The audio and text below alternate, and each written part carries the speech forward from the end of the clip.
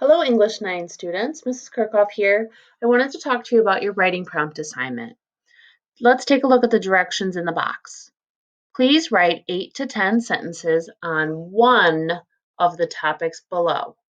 Your writing should refer to specific examples from the text, but you do not need to use quotations.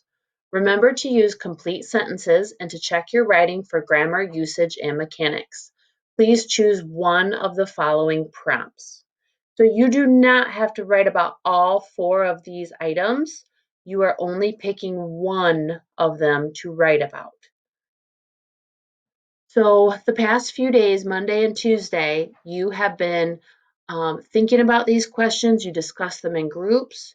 You wrote out a few sentences about each of these, and now you are going to expand your ideas.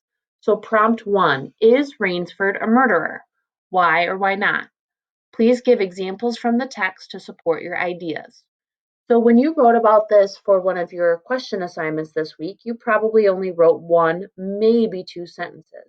So now I'm asking you to expand this idea into 8 or even 10 sentences.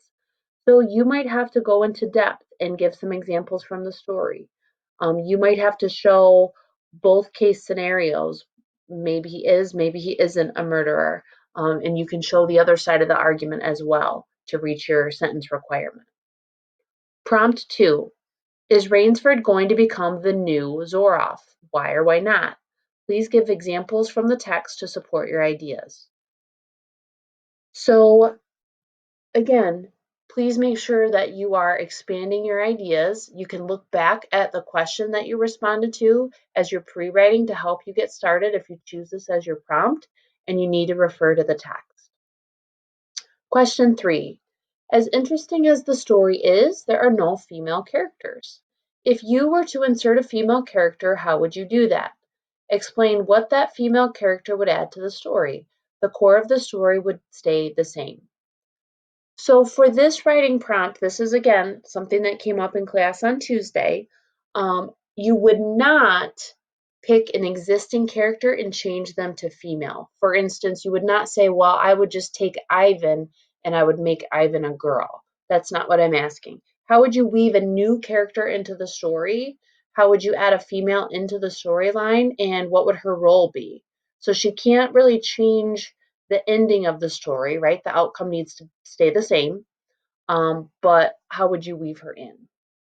The last prompt, number 4. If you were to make a movie of the story and remain faithful to the characters' descriptions, which actors would you choose to play Rainsford, Zoroff, and Ivan? Explain the reasoning behind your choices. So we talked about this in class Tuesday for Rainsford and Zoroff. I'm adding Ivan in here now. So to be honest with you, I think prompt number 4 is probably going to be the easiest one to write about and reach your sentence requirement.